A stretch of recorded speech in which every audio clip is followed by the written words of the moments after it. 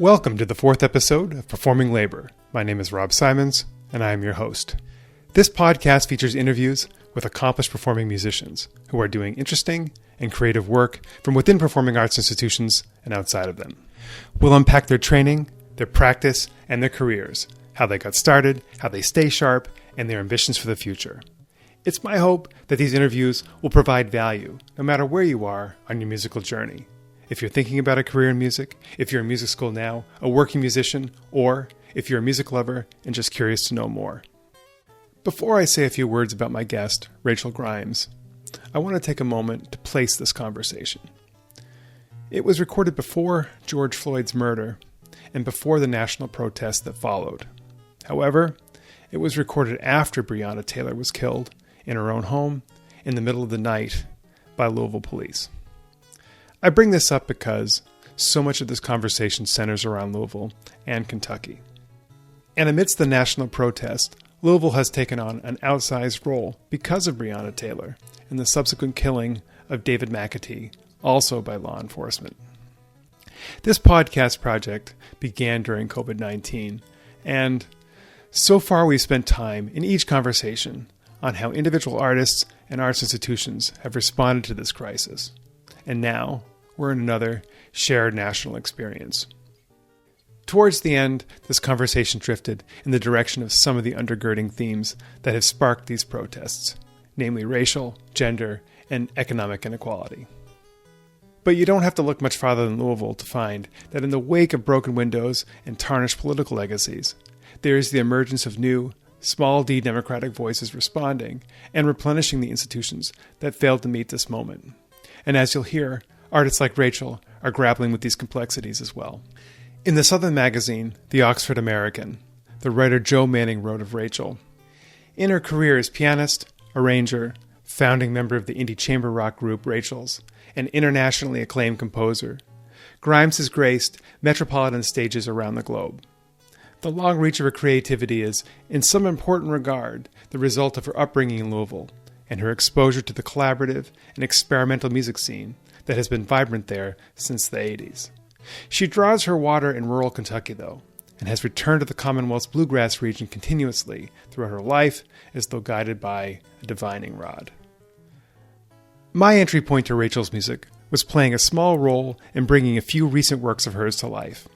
But from there, I also traveled in the other direction and listened back through her deep catalog of solo piano pieces, small ensemble music, and the record she made with the band Rachel's, which the magazine Pop Matters described as, quote, Dark Side of the Moon for the Debussy set.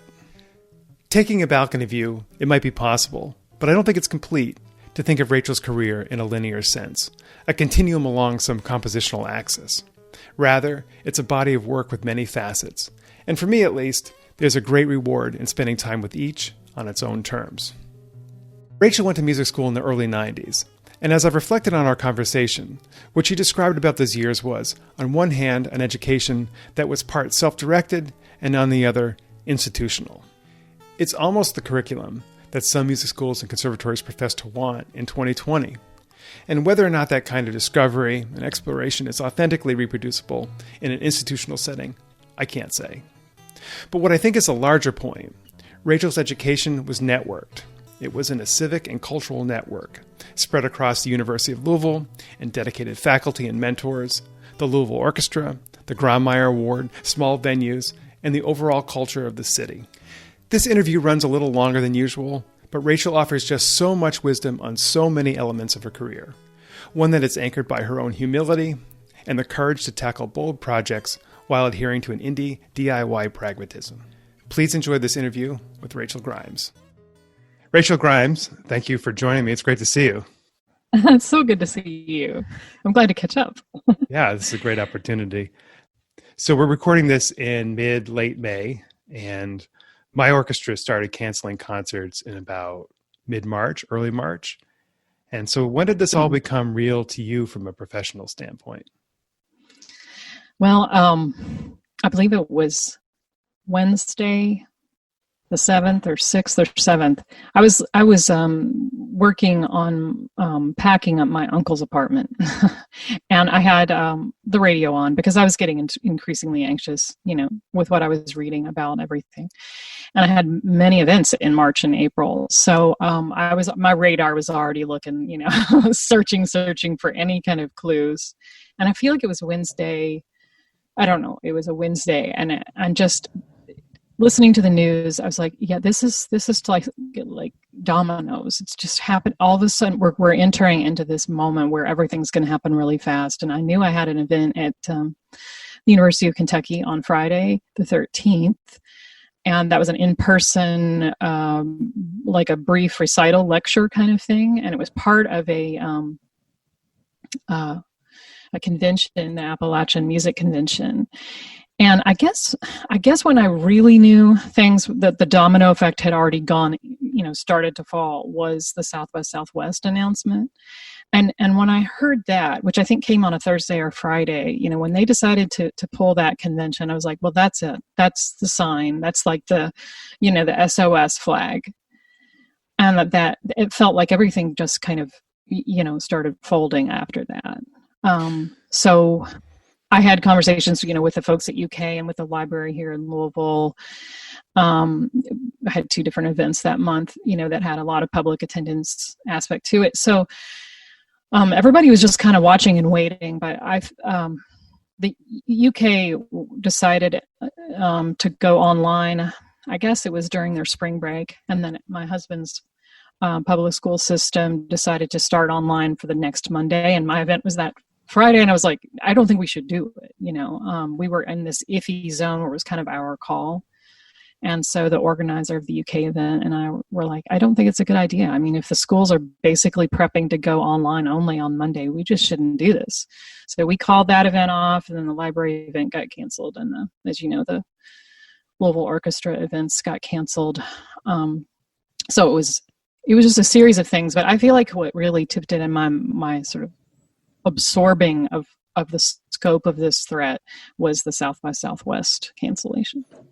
And that you just saw that as an observer, or were you on the South by Southwest festival this year?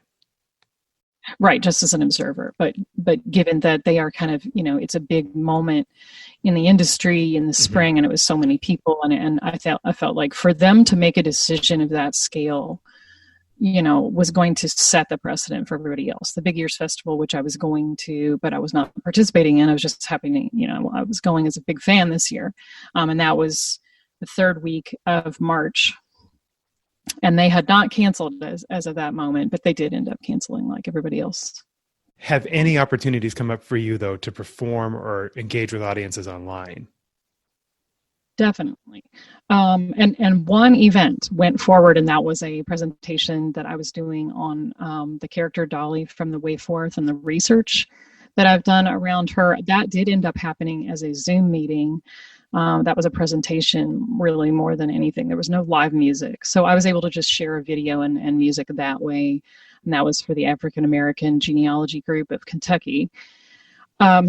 As far as the other, I have been asked by several different groups to do, like live streaming concerts. But it wasn't relevant for me to the events I had scheduled. It was more like completely new requests, and for all kinds of reasons, I didn't want to do that.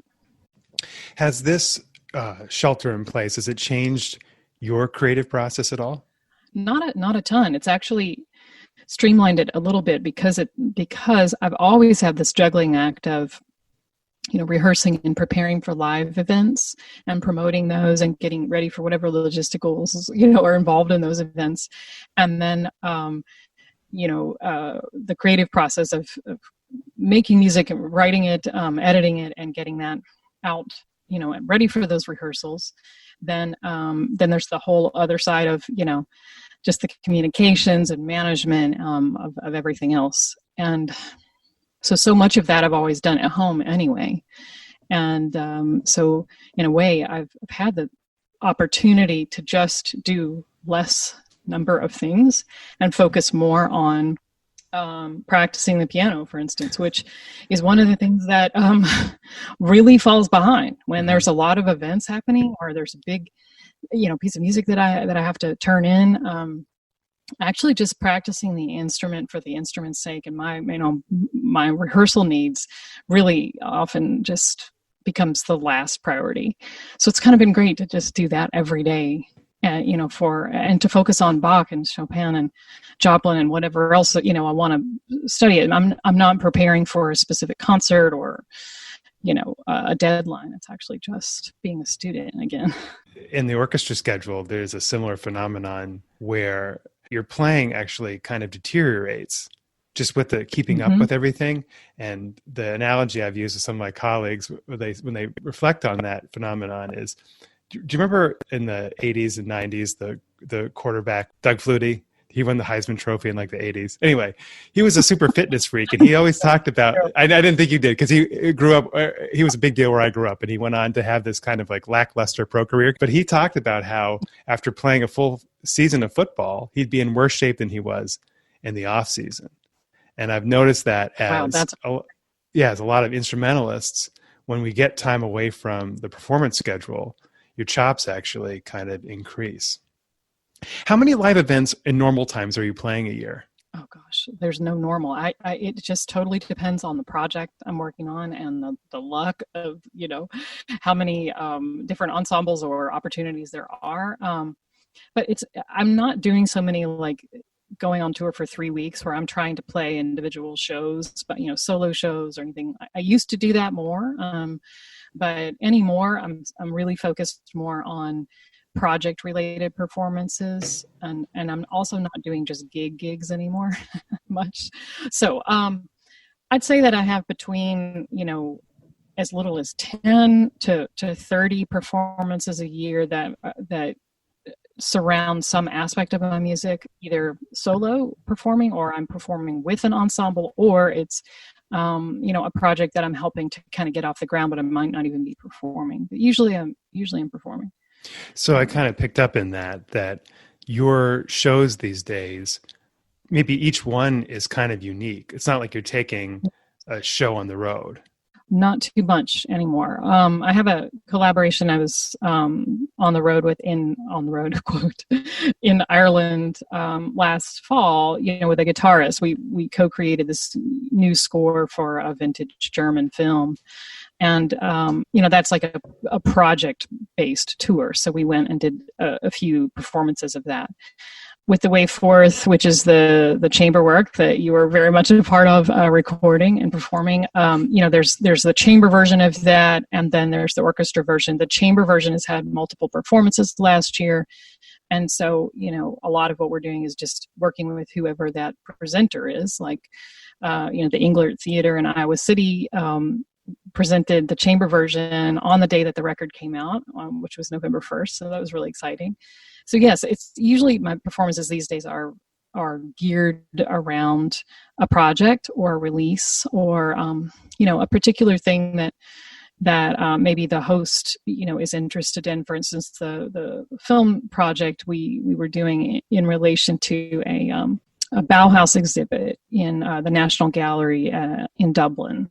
So because the piece was made in Weimar era, Germany, it was a nice live music, art-related presentation that museum could make at that time. So then we just added a few more shows. Yeah, so obviously there's a lot of creative muscle that goes into that. Do you miss the more repetitive type of touring? A little bit, yeah. But the last versions I've done of that are either like trios or solos, and those are very demanding. I mean, a solo tour is just, I feel like I just have to spend, I really almost can't go out and even go out to lunch and just step foot in a museum, because it takes so much energy for me to do a solo show and, to travel to the place that I'm going, to do the sound check, to, actually stay concentrated and energized through the whole concert. It's a lot for me to sort of run a solo tour.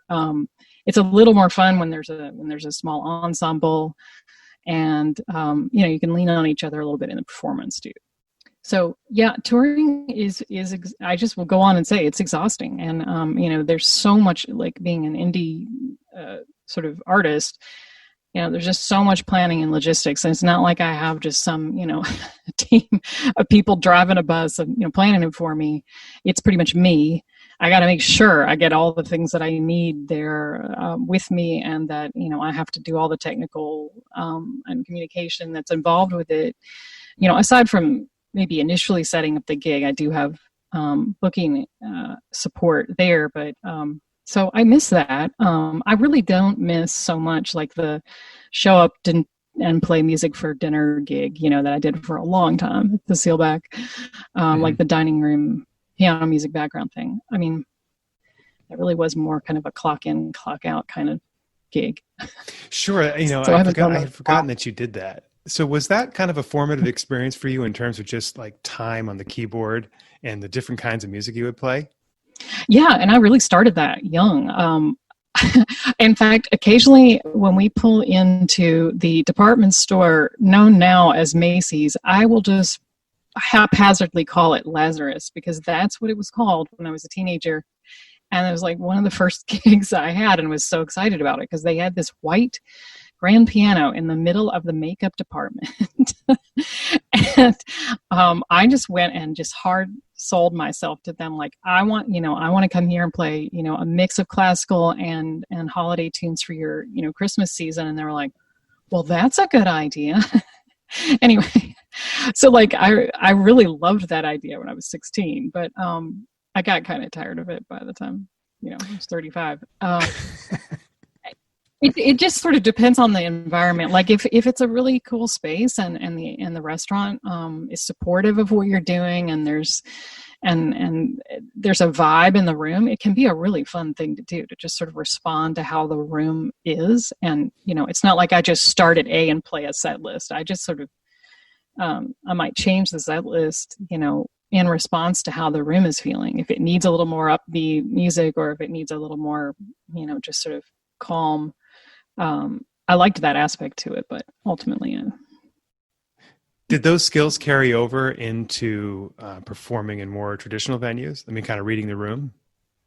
Yeah, I bet they did. And also just this sort of, I mean, the one thing I've never had is what you have had, being an orchestra musician, is this routine and expected opportunity to play, really, whether you're in the mood or not, I mean, like that, I don't have that regular enough, I don't have enough gigs that would be how I would ever describe, my performing opportunities.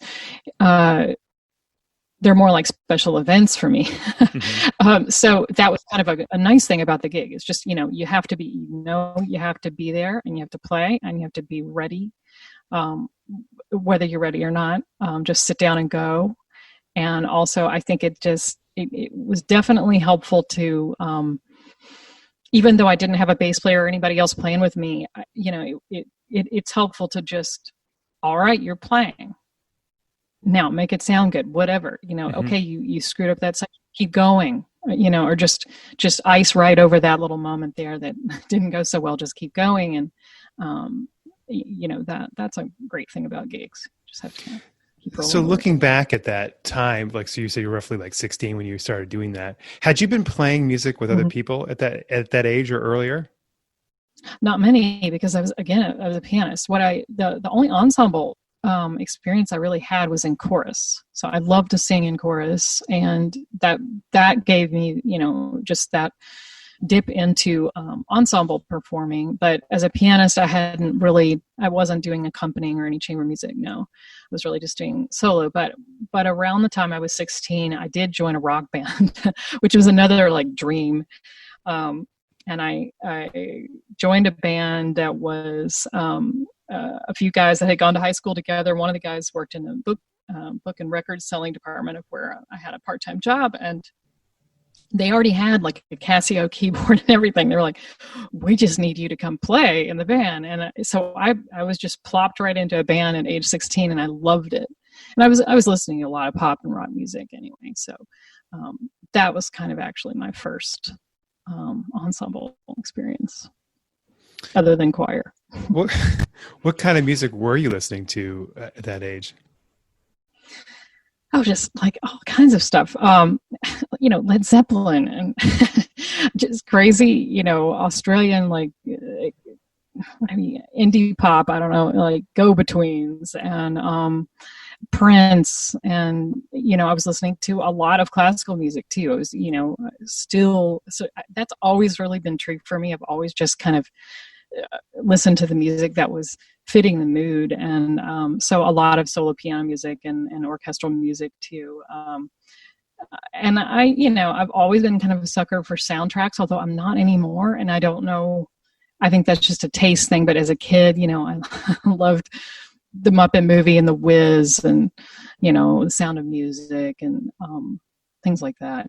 I've always listened to a lot of different kinds of music. So, what was the music your family was listening to? I mean, was there music in the house? Oh, yes. My dad's a pianist, and he always played by ear. He really didn't read. His mother also was a fabulous pianist and organist, and her mother was also a pianist and organist. And so it was her mother and her mother, which is a lot of what is actually behind the way forth, that sort of idea of inherited musical language. I got to experience a lot of the songs my dad knew, which were, I would say, the early sort of jazz standards and popular era of song. I learned those by ear. And then the music that we were listening to at home, my mom loved that easy listening, with the really high strings, the sort of Mantovani orchestra stuff, which was super cheesy, easy listening music on the radio. And then there were just a variety of weird records at home, that some were rock, sort of soft rock, like Captain Tennille, like some of it was just bizarre. That was my parents' record collection. It was just strange. And then I was the one that really went toward classical music. They really didn't listen to classical music at home. So that was kind of my pursuit. And I remember, uninclined music being one of the first things that I was just so, I could listen to it just over and over and over. My grandmother was a violinist, and so it was kind of preordained that I would play the violin. So you said you come from a long line of pianists. Did you kind of seek it out yourself, or did they put you there in front of the keyboard and tell you to go? Well, I mean, I've been playing as long as I can remember, and looking at photographs from, even before my first birthday, I clearly was into the piano because there's a lot of pictures of me sitting there with Dad or my grandmother, and I was given this little white piano for my first Christmas, that has like rainbow colored keys.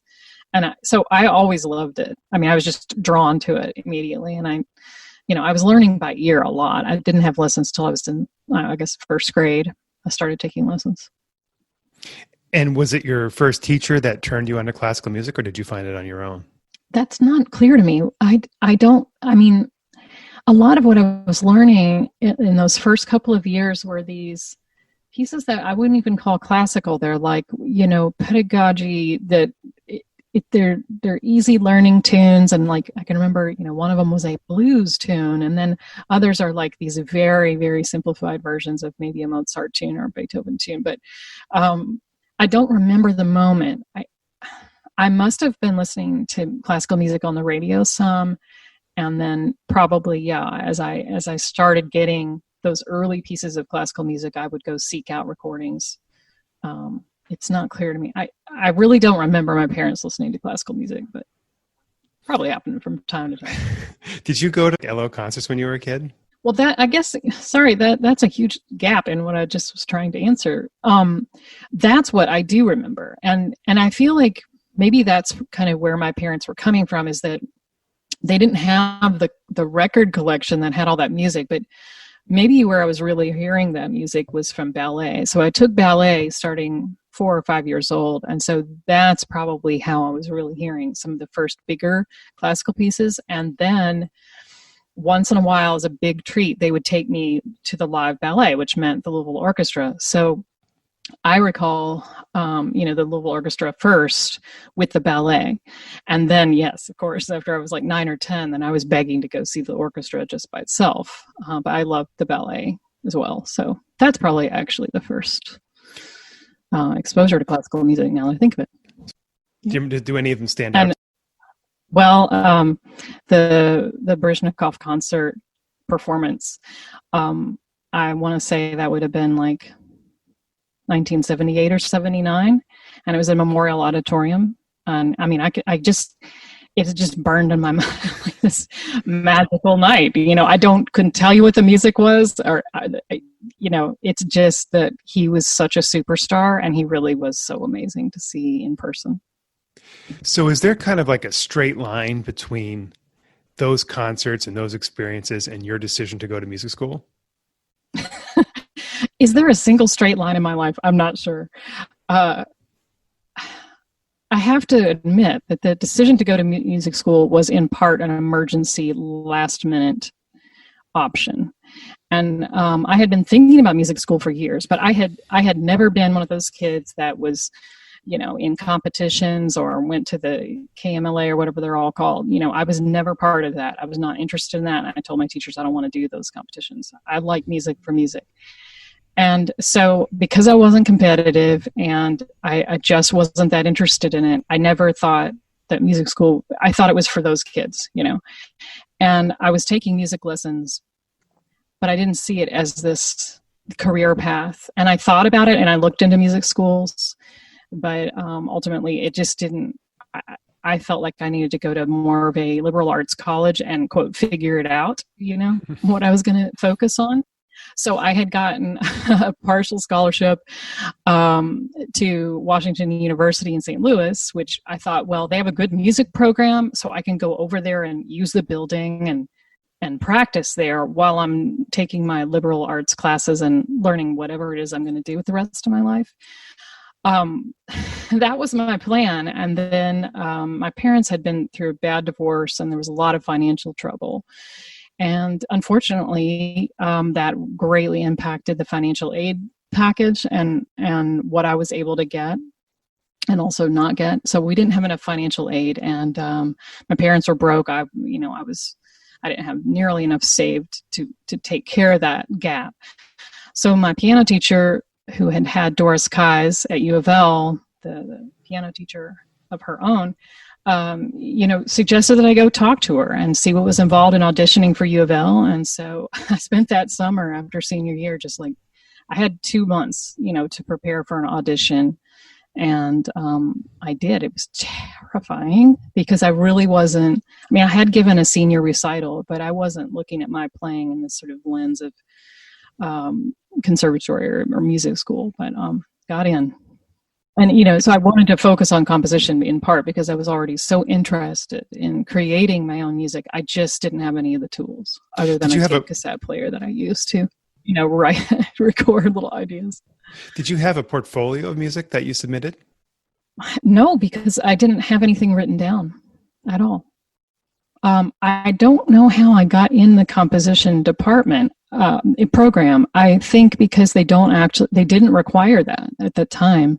I know that I expressed an interest in learning, and I wanted to take composition lessons and focus on that for my degree, with piano being my main, my primary focus for the instrument. But my audition was actually for piano. So you said that you thought that music school wasn't for you as a teenager, but was music school did it end up being what you thought it would be, or was it different? It was in some regards, and in many ways I was right that it wasn't for me. The academic approach to music composition just was not a great fit for me. But on the other hand, I happened to be there, at a really wonderful time, which was during the very first few years of the Grawemeyer Awards, and also during the time that Louisville Orchestra had the New Dimensions series, which was entirely focused on 20th century and living composers' work. So they did all the New Dimensions concerts at U of L. So I could go to my own school, my own music school, and hear the Louisville Orchestra regularly doing, Ludoslavsky and Chinnery Ung and all kinds of, living composers' music. So that was actually, the strongest gift to my compositional education. There was just access to hearing that live music, meeting some of the composers like Joan Tower when she won the Grawemeyer, hearing John Corigliano give a, master class, that was all part of the real luck of being a student at U of L and having that collection, of course, of scores in the library. And I was always, a little bit of a foot out the door too, as far as music school, because I had, part-time jobs, and also I was still in this rock band. So I was playing like a lot of shows with the band, outside of school.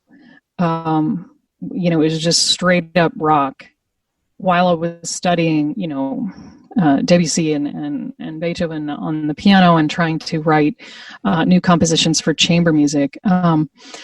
So it was a lot of like putting on one hat and taking off the other creatively for me.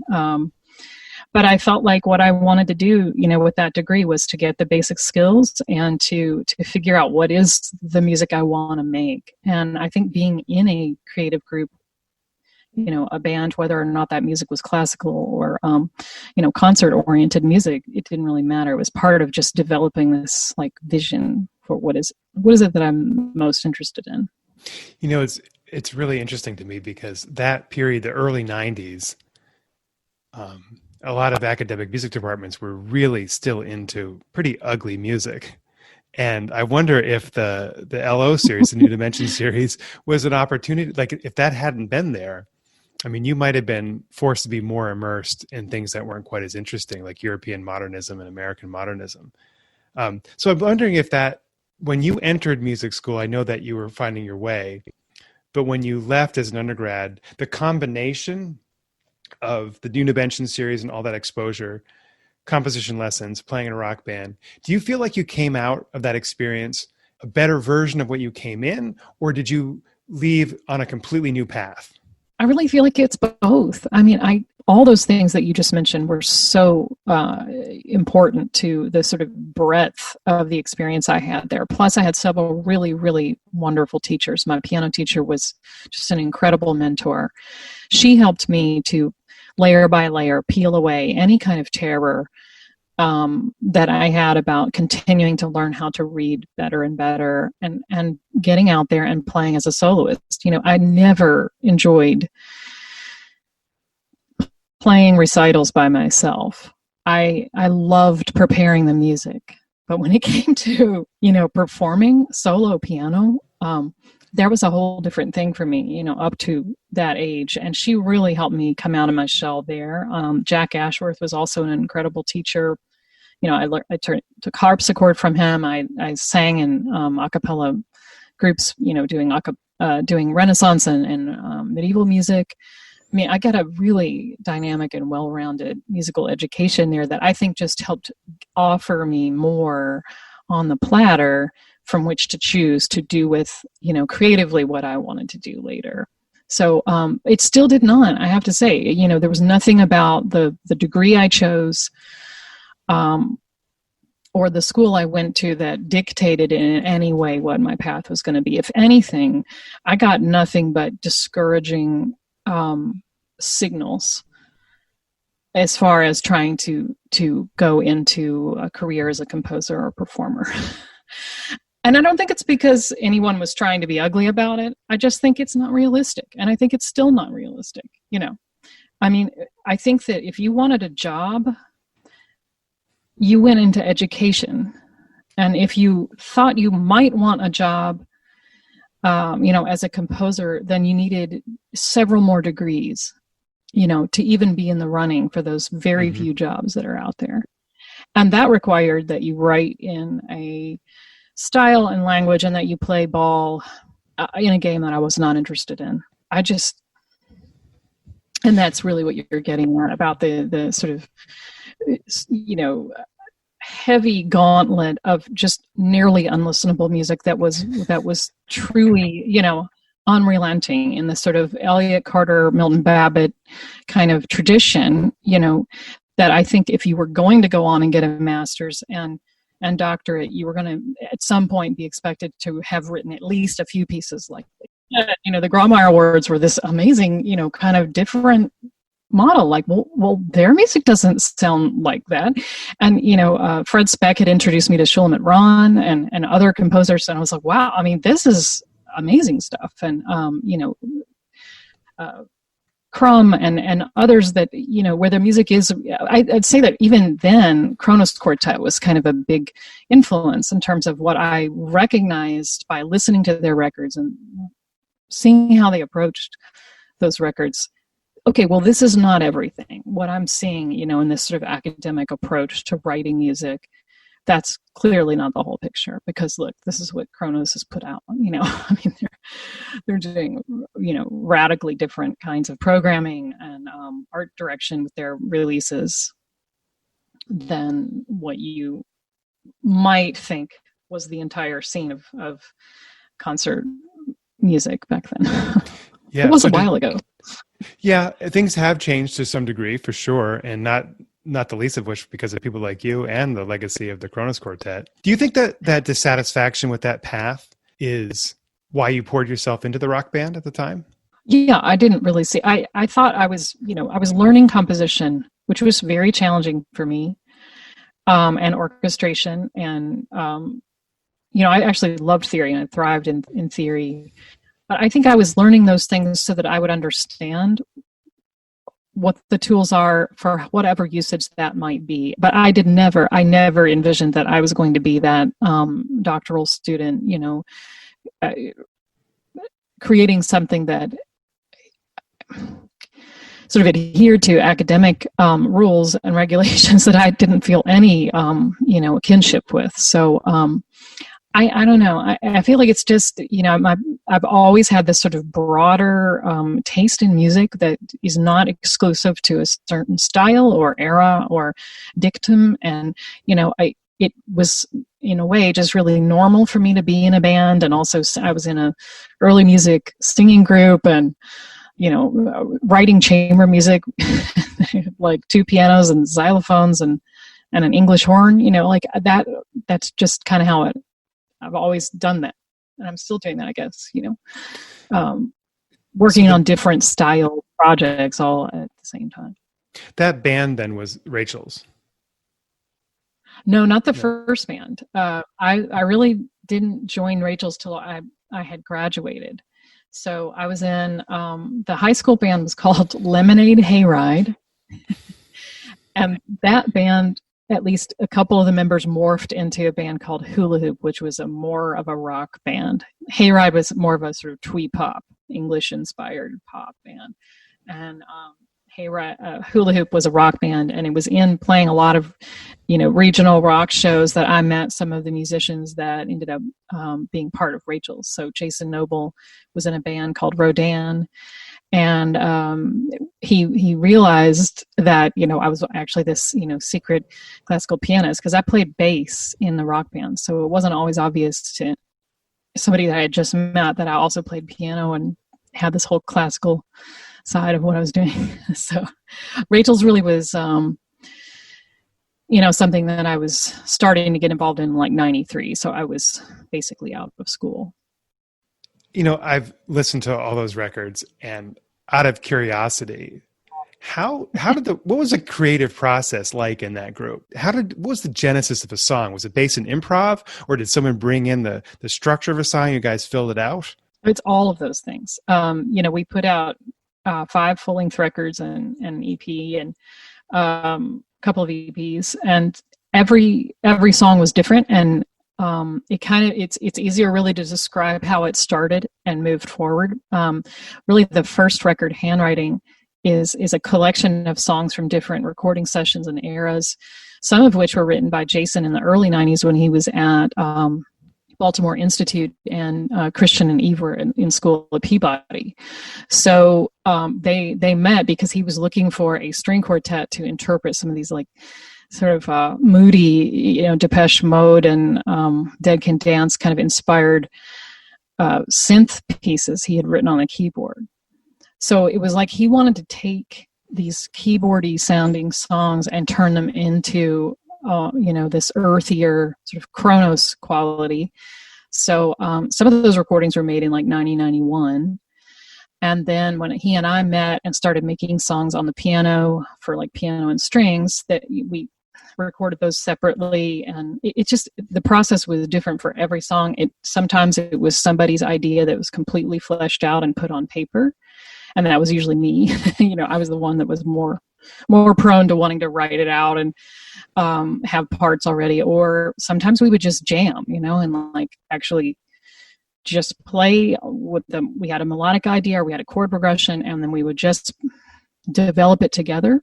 But Christian and Jason and I were really the ones that, for the most part, brought some sort of, initial idea for a song to the table. And then depending on who else was available, because a lot of the members didn't live in Louisville. So some were in Chicago, some were in music school in Philly, so we didn't have everybody at all times. We would make demos, and then we'd have like long weekend rehearsal sessions.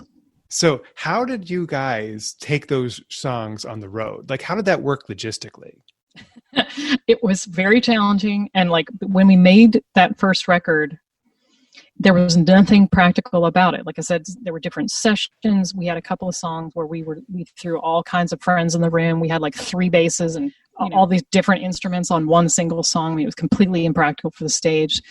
And when it got closer and closer to the release date, the label, which was Touch and Go, Quarterstick in Chicago, said, well, are you guys going to do a release show? And we're like, huh? We're like, not a band, we're sort of this collective of, creative performers who make songs together. We aren't a band. But like, we were like, well, it'd be really fun, how can we do those songs with who we have? So we did put together a band, and then that fall we went on tour with Juno 44, which is a rock band. So we tried to adopt, since we were all, some of us familiar with this rock band idea, we did try to adopt this rock band attitude about it. Like, it's just, sometimes you're going to play multiple instruments. You might switch instruments for a song. You might lean over and press, play on the CD player and use the volume knob to create sort of an ambient effect while you're playing bass guitar or piano or whatever it is you're playing. We had to adapt to the rock rooms we were going to play to. So I always played an electric keyboard. It was hardest for the string players because, as you know, it's just a nightmare putting a string instrument on a stage with drummers or with an electric bass. It's just a nightmare. I mean, there's always going to be some feedback and some misery with regard to the, the mix in the monitor systems, especially in a lot of the sort of clubs that we played in. The systems were in bad shape, and so sound check was always kind of like our, grinding moment of the day just to get through it, so can we hear everybody sort of, and the string players were always in a pretty bad position there, but we just managed to do it. We tried to be a rock band in function while playing music that really was layering in all these different kind of qualities, from straight up chamber string parts to sort of rock beats and samples and stuff. I don't think I'm saying anything out of line here in saying that you guys were kind of ahead of your time in the sense of like the kind of music you're making. But was there a community? I mean, because if you think about it, like even 10 years ago, there was a big scene of instrumental bands making kind of like classical chamber rock. But you guys were way ahead of the curve in that respect. But was there a scene or like a national scene of that kind of music at that time, or were you guys on your own? Not really. I mean, we really, because Jason and I in particular were, had been in other rock bands, and we knew labels and we knew other rock bands. Where we felt most at home was in this sort of indie rock community. That's really where we toured. We used booking agents that were used to putting acts in, rock rooms. And pretty quickly, we realized that rock rooms weren't always the best fit. So we tried to work with different people to try to, maybe find slightly better acoustically fitted rooms for us. So then we started sort of working with people that wanted to put on a show at an art gallery or a loft or a theater. But it was really kind of DIY. Every single, tour took a lot of work with that, because it was so unusual to have this like 9-piece instrumental group where we also showed films. We had Super 8 projections that we were showing, and so lighting and the ability to share those projections was really important. And the music was, really emotive and introspective, so it really wasn't a great fit for the kind of club where people just expect to come in the door and start screaming with their friends and throwing back beers, and the bartender's like slamming, bottles against the wall all night. Like, that's not a good fit. And so even though people were generally quiet in our shows, we started trying to move toward playing rooms that were a little bit better fit for us and the audience, because people would sit down on these grungy, awful floors, because they just wanted to sit down and be quiet. So, and we got a lot of art school kids and music kids, who that's what they wanted. And there weren't that many bands doing this kind of more moody, cinematic, introspective music. So it's hard to say. It's not, there weren't that many other bands doing what we were doing in terms of the instrumentation and sort of the combination of written music with sort of a band rhythm section, a rock rhythm section. But like, Tortoise and other groups were doing instrumental music that I think you would consider, it's listening music. It's not a rock band where the vocals and the sort of volume and the sort of group vibe of it is much more sort of party oriented. That there was lots of different groups that were more oriented toward what we were doing. It's just they didn't maybe sound like us, but sometimes we go on tour with bands that didn't sound anything like us, but we had that sort of shared aesthetic maybe, and I think the audience appreciated that, because then you didn't get the party kid with the art school kids. At the peak of Rachel's, how many concerts a year did you guys play, approximately? Usually, because we all had other jobs and some were in school, and some of those jobs were not very flexible, we would have anywhere from 2 to 5 2 to 3 week tours. So I don't know how many shows that would be.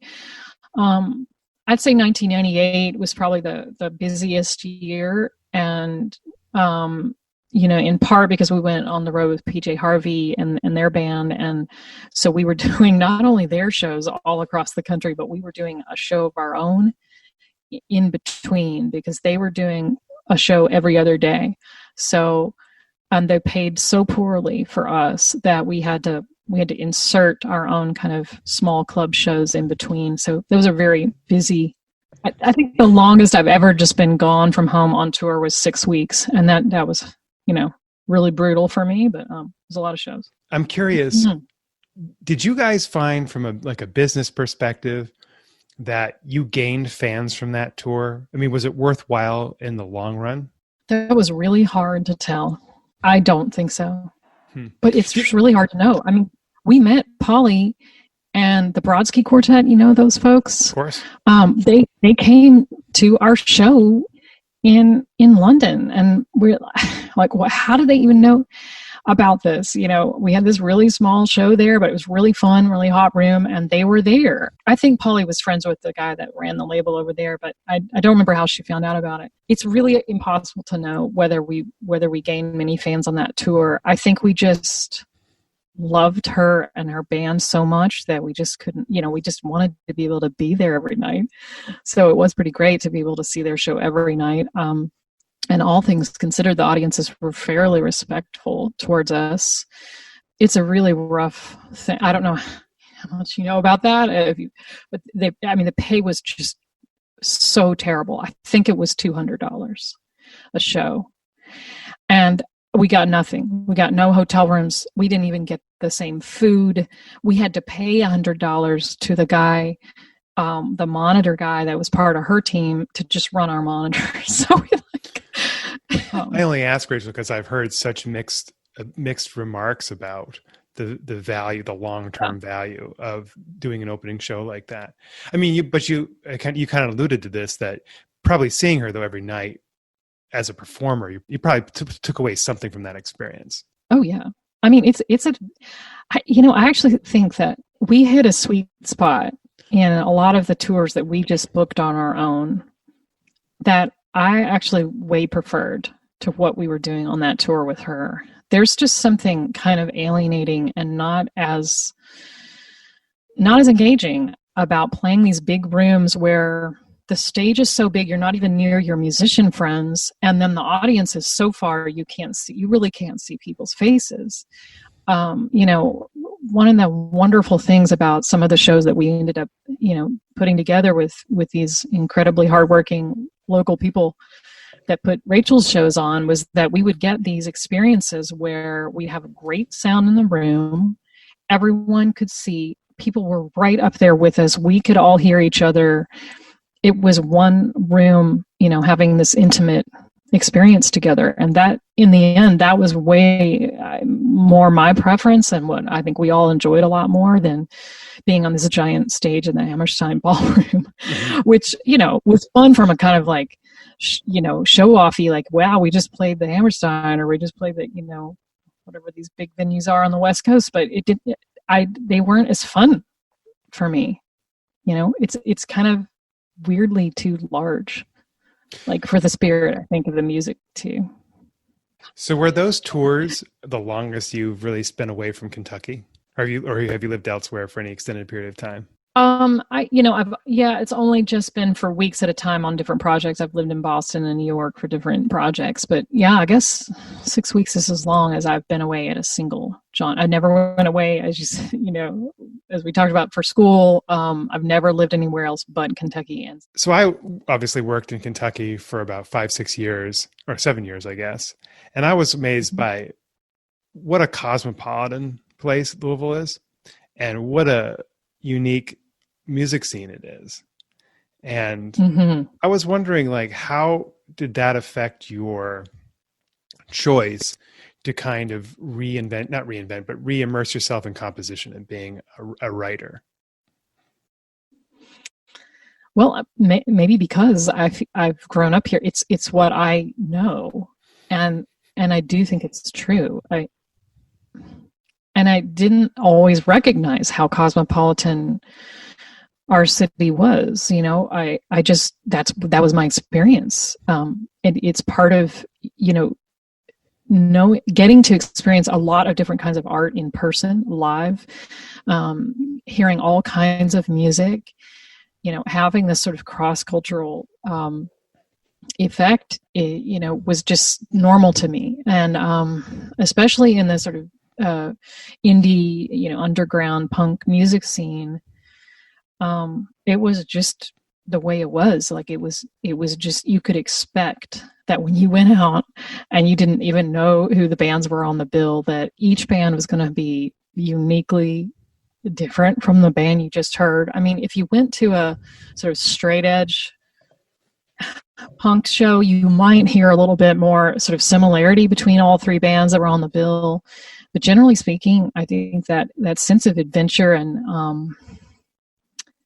openness to just the creative flow, it's part of Louisville. It really is.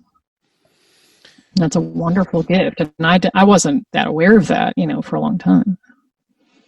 So that quality didn't necessarily influence your choice to make that home. It was home to begin with. It wasn't because you had all this low-hanging fruit of these great musicians around. It sounds like a cop-out, but I just never made a decision to make Louisville my home or to make Kentucky my home. That's just my home. I thought about, I've had a lot of different projects that have taken me away for different times where I've gotten to experience another city or culture. And I think I just feel very grounded here. I feel like I'm an introvert. I'm a creative artist, and I don't feel that I would have thrived very well in an environment that would have been so, dense with activity and demands and cost, like New York. That just it never really crossed my mind. Like, I will go there and live with my friends for weeks on end, to work on a project. But it never crosses my mind when I'm in New York to think about moving there. Because I think that for me, the personal advantage of having an affordable place to live where I'm comfortable and I can find the sort of creative space to focus on making my projects and writing music and learning what it is I have to learn, and just, practicing and having sort of a balanced personal life where I can have a garden and, have friends and have some free time. That's really important to me. And I just never wanted to leave all that and go somewhere so I could just work around the clock. That was just never me. Yeah, because the thing about Louisville is that I experienced so firsthand is that no matter what you want to do there, you can do it at the highest level, and you can collaborate with people at the highest level. And it might take a little bit to figure that out and to learn it, but it's just such an eclectic place. And it seems like that's in the DNA. Can you tell me a little bit about how you got started working with orchestras as that picked up momentum? What are some of the surprises along the way, the things that you've learned? Well, I think I might have even said it to the LO. I've grown up loving and listening to the Louisville Orchestra, my whole life. And all those many concerts of New Dimensions, during college, especially when I was hearing them so regularly, dreamed about not only writing the orchestra music, but getting to experience that personally. But I also felt that there was a huge leap. There's a gulf of learning, as far as the skill of orchestration and thinking on a scope that large, that felt afar, it felt like it was a long way off when I was in college. And when I wrote Book of Leaves, which is a suite for solo piano, I did that in part because I felt like I had never committed to just focusing on a single suite of music for the piano, and that's something I needed to do. And the entire time I was working on it, and I think this is true for a lot of pianists when they're at the keyboard, I was also imagining that these pieces had this kind of color and depth and language that could be very flexibly adapted for orchestra. And so I always had that idea in the back of my head. And I had started writing chamber sometime in the mid 2000s. I had started writing bigger and bigger chamber pieces that were essentially like chamber orchestra. So there were, more instrument members than just like strings and piano. So I was slowly, naturally expanding the language of the pieces I was writing anyway, and those might have been for film projects or other things. So it was really an organic development towards orchestra music. But I still have not actually, I'll just admit this, I have not written what I would call is a symphony or a piece expressly for orchestra. What I have been doing to help in a way to teach myself is to orchestrate music I have already written for some other arrangement, whether that be the solo piano suite, which I've only done 3 of those movements, but I have a lot of sketches for the rest of those movements. So ideally, I'll have a entire suite of Book of Leaves for orchestra eventually.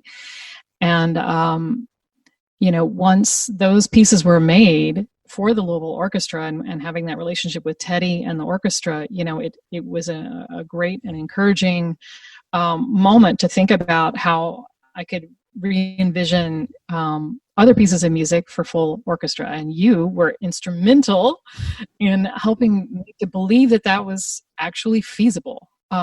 Again, I come from this kind of indie DIY background where I'm self-producing just nearly everything I do. I do get some commissions and some, grant money occasionally that will help move a project along. But still, I'm always kind of like assessing, like, what's the feasibility here? I don't just like wake up in the morning and go, you know what? I want to write a piece for orchestra with 12 harps. I don't like just think of crazy instrumentations because that's what sounds wonderful to work on, and then someone else can pay for that. Like, I don't think about it like I do think really practically. And the way forth adapting that for full orchestra was not very practical. Like, okay, so you're going to write 65 minutes. There's 65 minutes of music for full orchestra, although you're not like giving every section a full workout at all times, but then you're also going to have this like nested chamber group in the middle. Not practical at all. So anyway, we still did it, and it was really exciting to be able to do that, because that was an experiment for me. Like, how could we make a chamber piece also an orchestra piece and maintain this chamber aesthetic?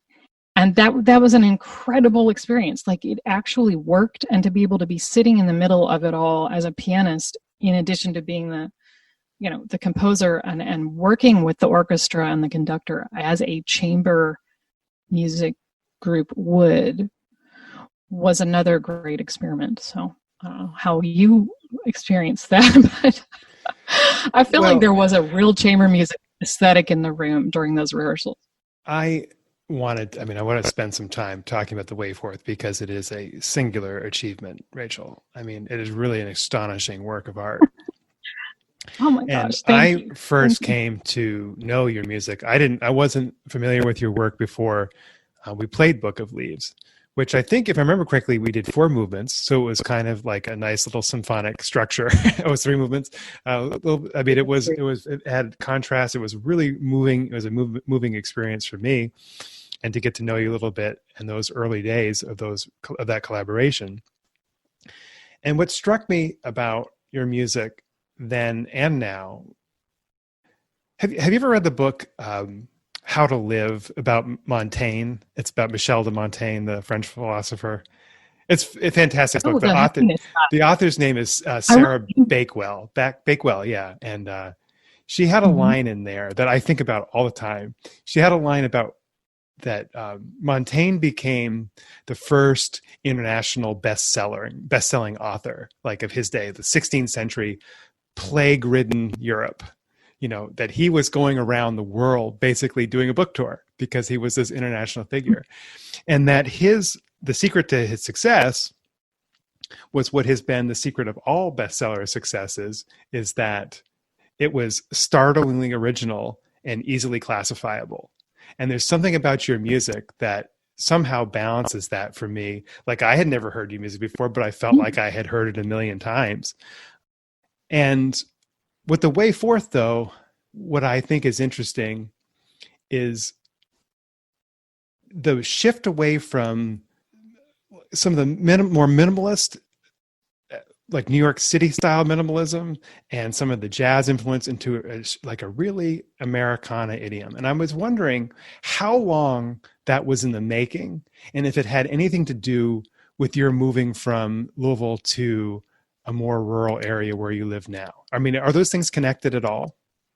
I know that it's about your parents, and I know that it's about your family history, but somehow the music part, was that influenced by the move?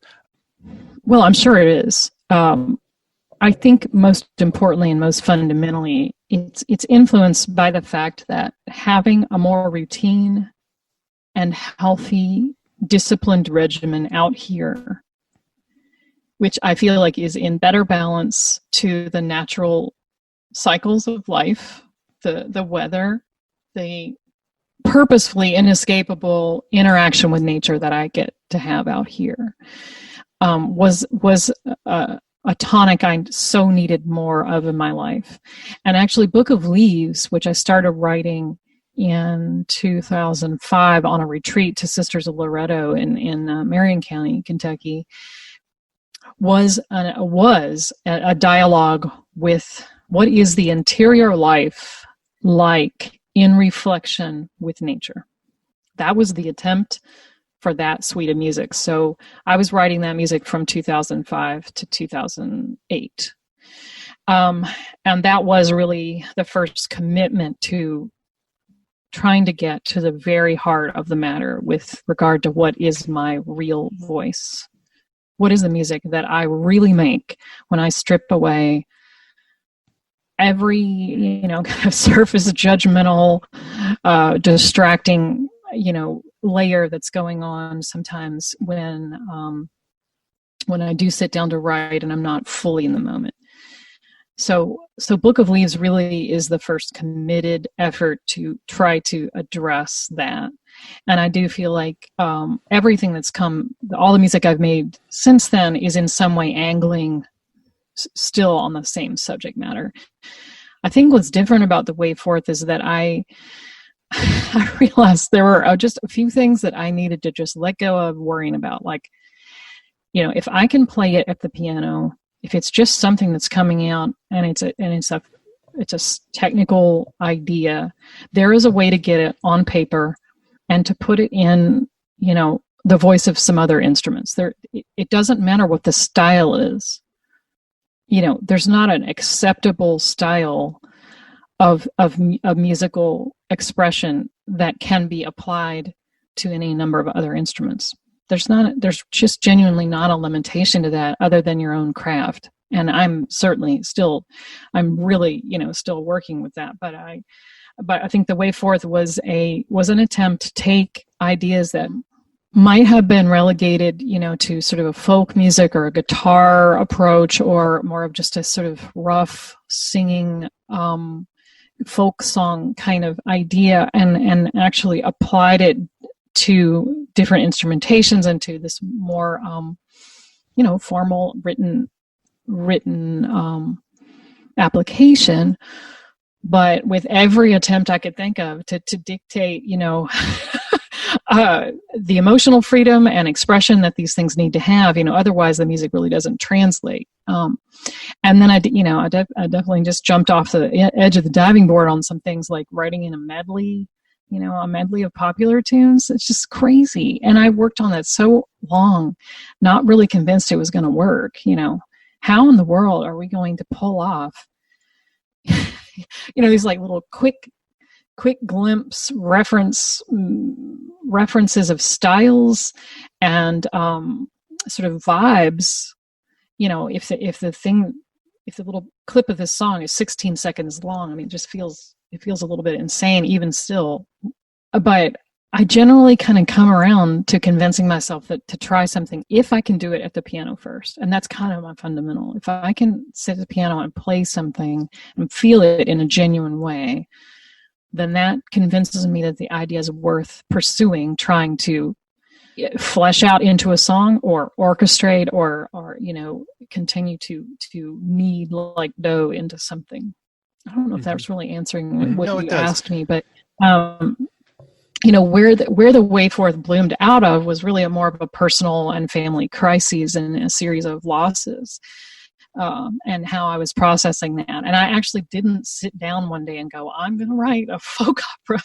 I came up with folk opera in part because it's how a lot of people refer to Porgy and Bess, or I don't know if Gershwin used that term, but I had started trying to call it a song cycle, and that wasn't cutting it. There's too many voices. There's too many styles.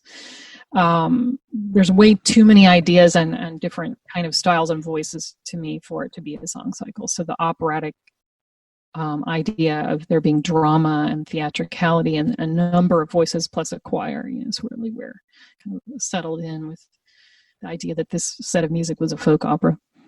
And that's exactly why I was confident it was going to work on the big stage with the big orchestra.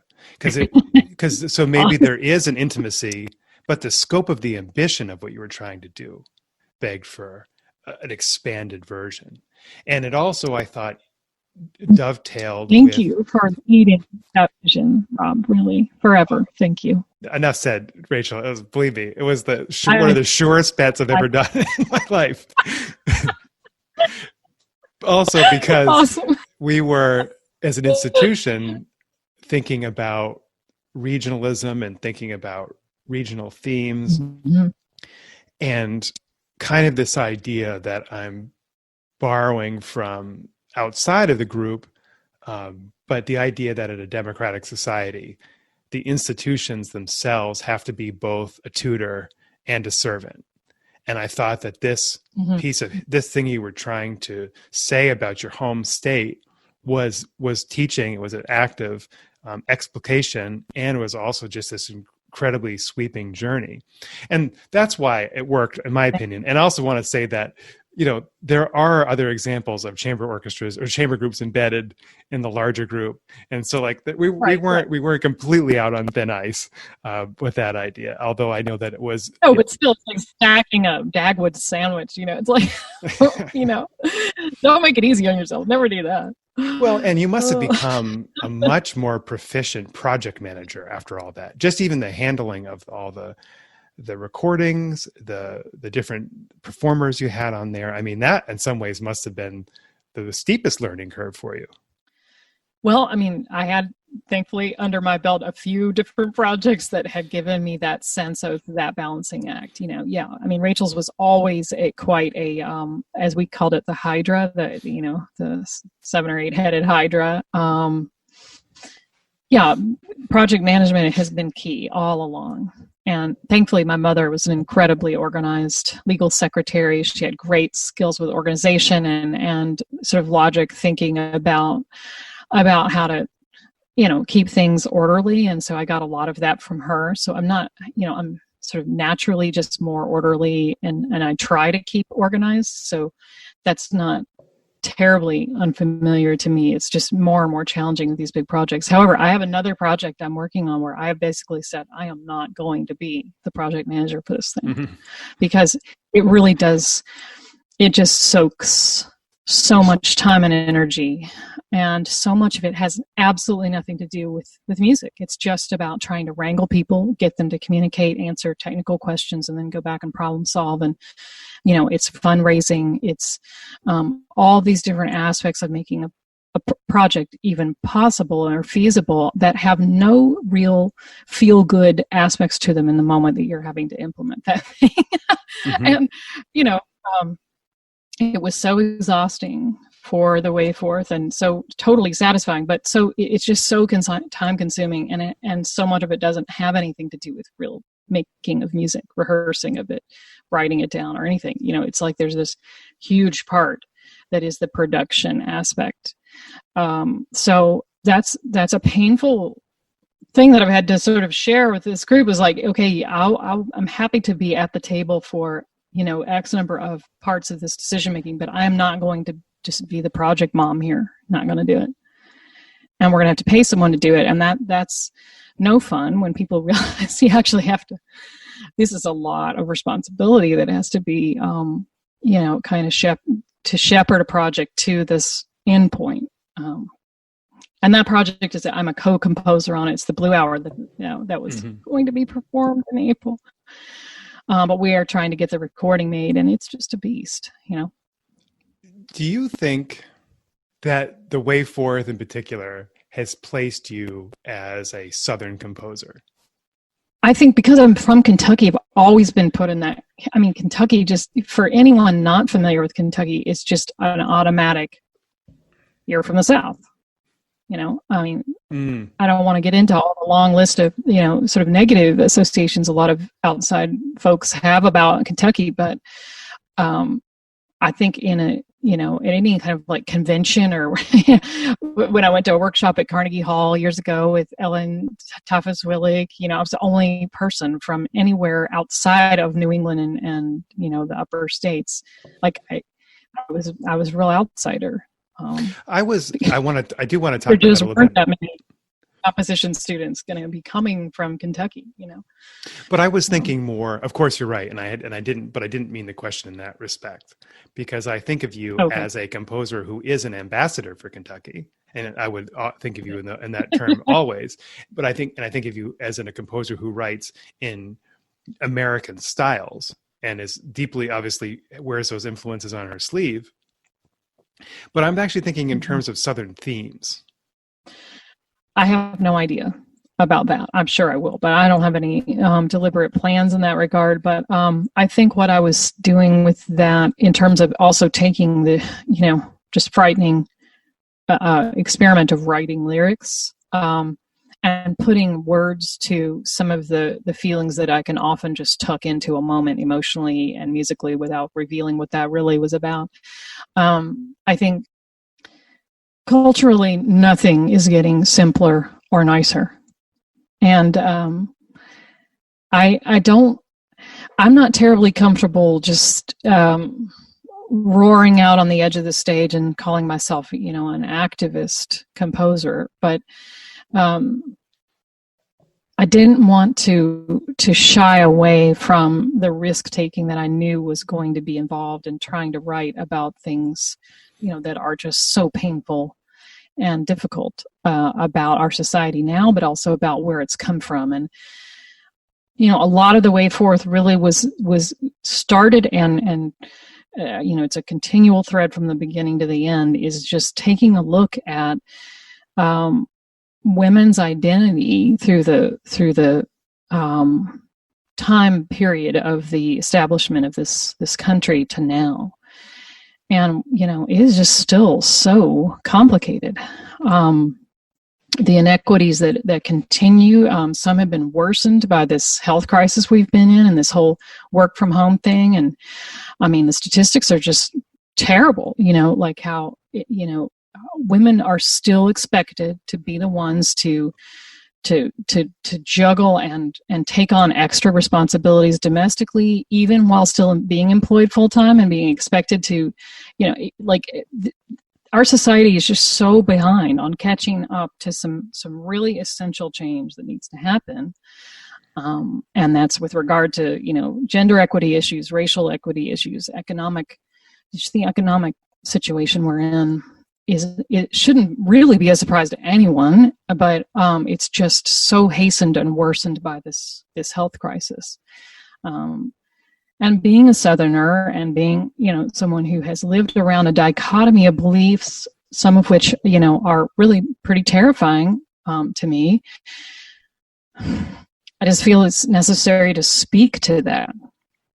While at the same time, I do not think it can be oversimplified. I think life is complicated. Every individual is complicated. And I think anyone that any author or writer that would be labeled a Southern writer might wince, because there might be a temptation to put that person's cultural or political views in a box, or to assume what those are. And I think I don't really think we would ever walk around and say, well, I was reading this Northern writer the other day. It doesn't really translate the same way. I think there is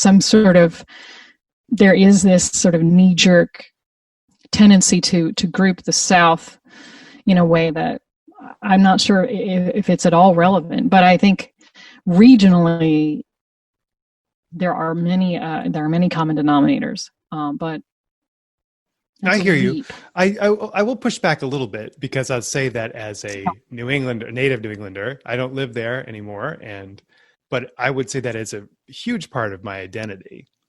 And there is a New England perspective, and I think that there is a Californian perspective.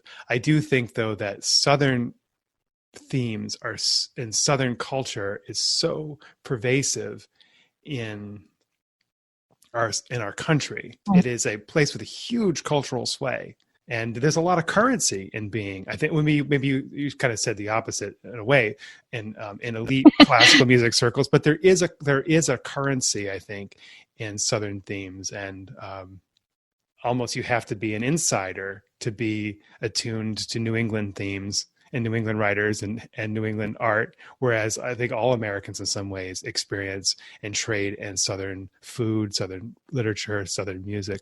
I remember reading, the songwriter Justin Townes Earle, he's Steve Earle's son.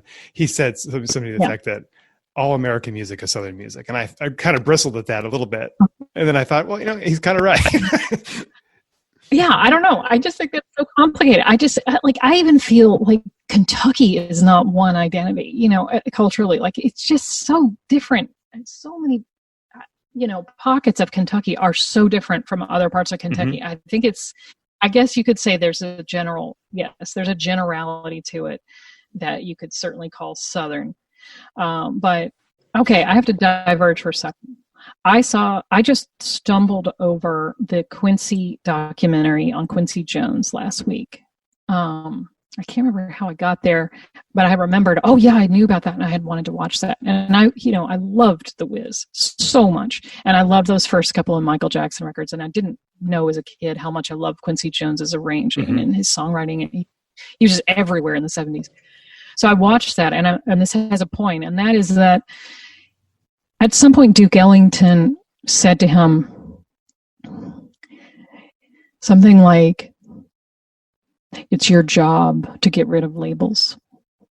because I think that Duke and Count Basie and other artists, of the early to mid 20th century were trying to break down the walls of what are the expectations with regard to African Americans playing music. What is big band music? What is jazz? What is blues? What is ragtime? Like just this idea that we're constantly, that some of our listenership is always trying to label and pigeonhole. And Duke says to him, at some point, like, you're the man that's going to finish the job. You're going to finish the job of completely erasing this idea of labels, especially with regard to Black men making music in America. And I think that was wise, I think he was potentially right, that Quincy Jones had played a large part in breaking down those expectations about what kind of music do Black men write and play. And I think the same could be said about Southerners, New Englanders. I've just never been okay with labels, and I think that's part of my discomfort in this part of the conversation, is that, when Rachel's was trying to get out and, go on tour, and we'd have these interviews with people, they're all, the first thing we would talk about is, what do you call your music? Give me a category, give me a label. And we were always very resistant to that because we didn't even know ourselves what it was. It was just chamber rock or, indie chamber, whatever, like we stumbled around, like, if we pick a term, is that going to make our life any easier? No, so we really didn't ever do that. And then a lot of people picked terms for us. Lo-fi chamber loafers was one that we really thought was hilarious. But to answer the question, I don't know how there could be, one voice for the South, really, as far as like a style, given the just incredible variety that really is out there. And certainly geographically, culturally, is out there. Like Southern food, I don't think there's sort of there's general notions about Southern food, but I'm sure that everybody that makes greens and, in Harlan County, Kentucky, does not make them the same way that they do in Southern Georgia. Like, it's different recipe. Might be greens, but anyway, I'm sort of parsing here, but labels are really tough. Do you see your activism that you just described? Do you think that you will continue to do that by speaking through a historical language, or do you expect to write and address contemporary issues more head on? I've tried taking it head on. A couple of the last pieces I've written that were not related to the Way Forth or the orchestra music were, one was written for a pair of twins, pianists who were born in Syria and raised in Turkey, and now living in Austria, because both their home country and their previous living country were inhospitable to their careers. Their names are Ferhan and Ferzan Under. And they asked me to write a couple different pieces for them. And while I was writing the piece for the two pianos, was the beginning of the Syrian war and refugee crisis. And I tried to actually just zero in on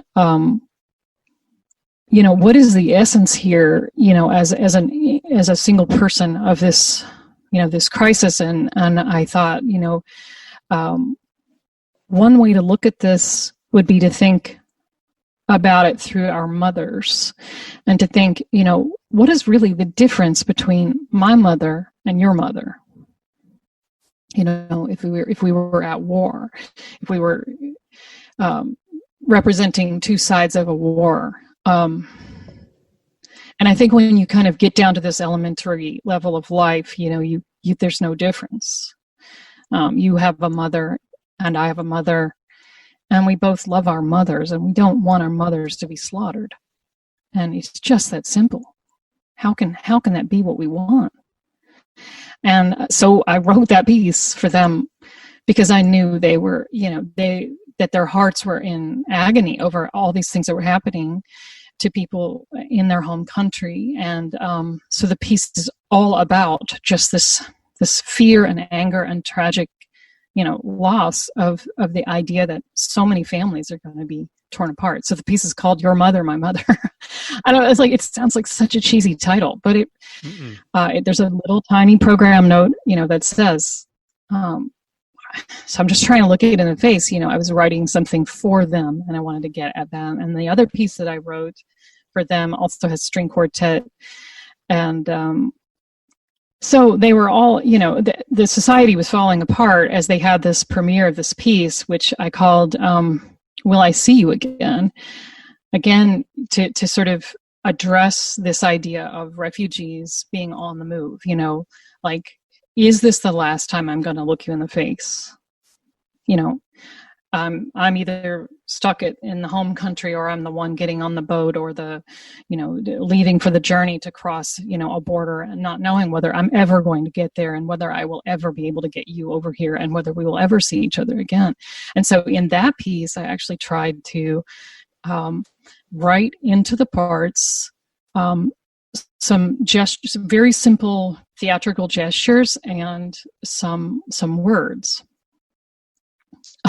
So I've been meaning to reorchestrate that piece for a different ensemble that's a little more feasible, because string quartet and two pianos is really not something you can do every day.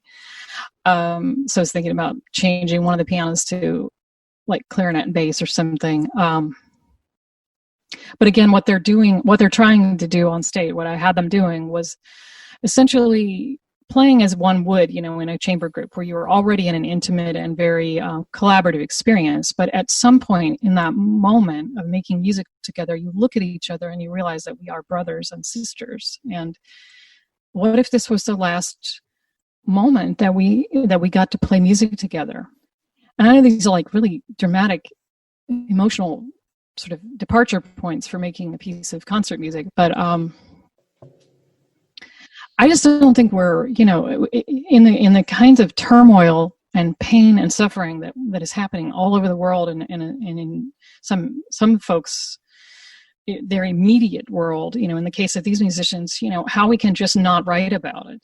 But then it's so difficult to figure out how to write about these very big and serious matters in a way that does not trivialize or like sum it up in some distasteful way. I find it really challenging. So I'm pushing myself to try to figure that out, how to address these difficult issues without trivializing them or like trying to sum it up and, like a zip coin purse, like here it is, here's tragedy in a 7-minute piece. That's a real danger zone, I think, to try to do that. But so if I'm trying to address something head on, a current event, a current political issue, I'm the best way I know how is to make it very personal, to put myself in the position of the character I'm trying to write about, or the particulars of the moment. Makes any sense?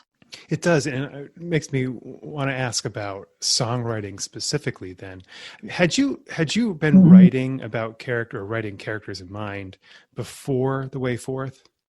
Because I'm thinking of There Is No Other is basically a perfect song, like a perfect movement, perfect song. And is that something that had been like in your back pocket for a long time? Not that music particularly, but that craft. And is that something that you see? Because this, I feel, is one of the great limits of instrumental music is just a lack of words, right? And so as you become engaging with these difficult issues, I would imagine that lyric writing and songwriting would be more a part of that. So I kind of want to know, how much lead time have you had? Is that going to become a bigger part of your output? I don't know whether it'll be a bigger part. It's always been there to some degree. I was just working on updating the score for a very short prayer that I wrote in '99 called May the Night, and I wrote the words for that.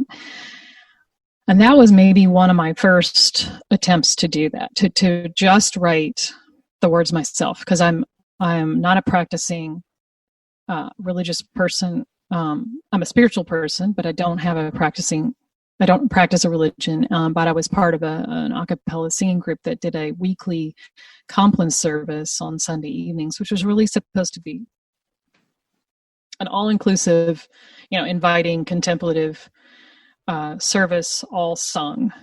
I wrote that piece as a closing prayer. I wanted a prayer feel without the reference to any particular god or deity figure.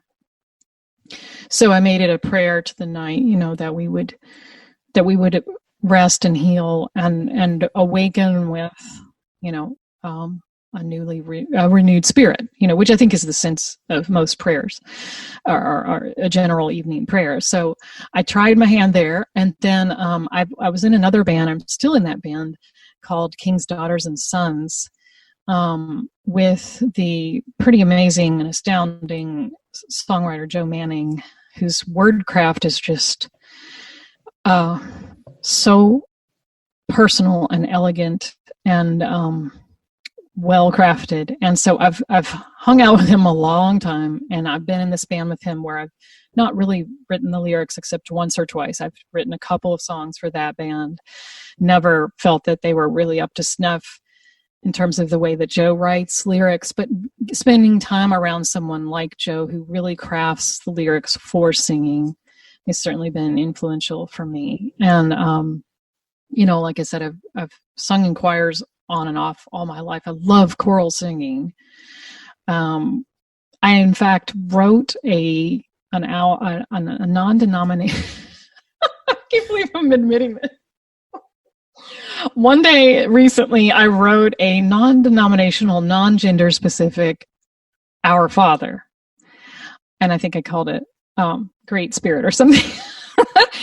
And the idea was that this would be a way to have an Our Father prayer that I could set to this amazing piece from the 1500s by Jacob Arkadelt. It was an 8-part a cappella Paternoster, which I love the music, and I would love to have new lyrics for it. I don't know when I'll get around to that, working on that, but that's something, the only creative thing I've actually worked on new in the last couple of months, and that was only to write those words. So yeah, I don't know. I don't really, thank you for the compliment. Very appreciative on my part for There Is No Other. I feel that one, I worked on it a lot, and I really wanted that one to feel, as natural, not eternal, what is the word? Timeless. Mm-hmm. It's really supposed to be a love song that addresses marriage or coupledom, in 3 phases of life. So the young years, the middle years, and the older years. And I worked on it a lot. So thank you. I don't know. Lyrics are really frightening to me. I think because they are the more specific and literal icing on a cake that can be so treacherous. And I don't feel that I have the literary knack or craft to be terribly veiled or tricky about lyrics. So I just kind of go for the genuine and sincere. I really just need to say what I feel there. But that often feels like it's just potentially on that little edge of, heading towards cheesy or cliche or that's I think the terror part of mm-hmm. writing lyrics is you're like, oh my God, there's just so many lyrics in the history of man, and you don't really, do you really want to write? Put yourself out there, right? I've heard plenty of folk songs that almost end up sounding like self-help songs. It is dangerous waters. It is. So I think this is a pretty good place to wrap up, Rachel. But we were kind of saying in Louisville that it's pretty easy to rub shoulders on a daily basis with amazing instrumentalists and poets and songwriters. But is there anything on a national or international scene that you could recommend that you've been listening to or reading? Actually, not been listening to much music, recorded music. I don't know what that's about. I think it's about needing even more quiet time. And as I said, I've been practicing the piano more. So I'm experiencing the music in the real time. And so I'm trying to think I really haven't heard very many new recordings lately or any new music, which is really lame, but I'm just going to be honest about it. I finally felt that I had a sort of gap of time where I could get into this memoir by Carolyn Forche. I am not coming up with the title, but she is the author of the poetry that we set for the Blue Hour. And she wrote this really amazing memoir of her time working in El Salvador during the Civil War in the 70s. So I did read that in March, and it was really gorgeous writing and incredibly bizarrely timed that I would decide that I was going to pick that up and read that as the coronavirus crisis unfolded, which, there were some interesting parallels in terms of, society and culture being at this precipice of, great threat. So that was a really incredible book. I also just read a amazing article in the New Yorker about the deep sea dives that have been made in this custom-built submarine that has actually successfully gone to the deepest channels of all 5 oceans in the last year. Wow. And that has never, ever been done. I mean, the fact that they built a submarine that successfully did not kill a human person who was inside this titanium ball inside of this submarine that went 7 to 9 miles underwater. I've been thinking about it for 2 days. I still can't believe this. And I never saw about it in the news. This was just one of those wonderfully researched and well-written New Yorker feature pieces. And this whole project was led by a guy who was obsessed. It's a private entity. This project is a private project, and he has, in a matter of a year, they have broken every, sort of expeditional record with regard to oceanographic exploration. They have been places that no man or even machine has been. Just wow.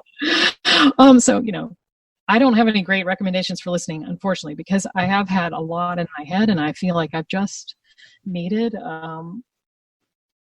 I need the good recommendations, actually. So if you have any, new recordings or pieces of music that I need to check out, I would love that. I feel like I've just been sort of walking around listening to the birds and the night air, because that's the sort of therapeutic thing that I have needed a lot over the last couple of months. The 2 things I've been listening to a lot recently are this young woman that I stumbled across. Her name is Kelly Hunt, and she's a folk singer from, I believe, Kansas City, Missouri. And she plays the banjo and sings, and she has some really, really wonderful songs in her catalog. And the other thing is not new to me, but I thought was one of the few pieces of, I said this to Gabe Lefkowitz when we were having a conversation that's coming up before yours, that a few pieces of really great art have come out of this crisis, and particularly given the constraints of what we're under. And one of them, I think, actually is the Louisville Orchestra, the Lift Up Lou project. Yeah. I mean, I know that it's not like a profound thing, but it's profoundly moving, and the performances were great. And given, like I said, the constraints of everyone recording in their home, it sounded amazing. It looked amazing. I mean, it was just such a great project. I was so obviously biased, but I was so proud of those guys. I thought that was an extraordinary accomplishment.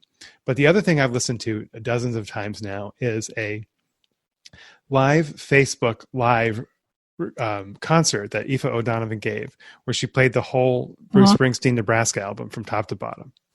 Like, just walked in front of a camera and dropped. It was amazing. It was an amazing, just a human achievement that someone could take something so well worn and make it so special in such diminished circumstances as a Facebook live performance. I've listened to Nebraska. Yeah, I've listened to the Nebraska record more times than I could count, but I might be catching up in terms of her recording.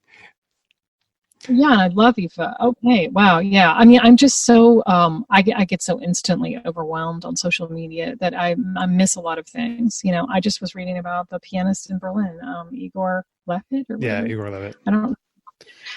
You know, he's done 52 concerts in 6 weeks. Like, I just, what? That's insane. Yeah, he's a force of nature. That Alex Ross piece you're referring to in the New Yorker. Yeah, I read that too. Yeah, he just goes on and he plays these full on piano recitals. I mean, I think that he is he's kind of a guy who's custom fit for this time. I mean, he's an amazing artist. Like you. He's uses music as activism. He's a great speaker. He's bilingual, multilingual, I'm sure, but speaking in German and English. Yeah, he can reach a big audience with very limited technological means. It's him and his piano and his cell phone, I think, and he's broadcasting to the world. It's amazing. But those concerts, because they're kind of lo-fi, to use your word from a little bit ago. So it's not so much about the performance as it is about the whole thing, and somehow the lack of definition, I think, actually enhances the visceralness of the performances. Really? So I put that in a different category. But yeah, that's another great recommendation. Okay, I will check it out. All right, Rachel. So good to talk to you. Likewise. Thank you for doing this. Thank you for listening. The music on the show, as always, is by Louisville's own guitar virtuoso, Craig Wagner. And there's more information about Craig in the show notes. We'll be back soon with more interviews. The next one features Roger Rowe, the Indianapolis Symphony Orchestra's assistant principal oboist and English horn player. So please go ahead and hit subscribe.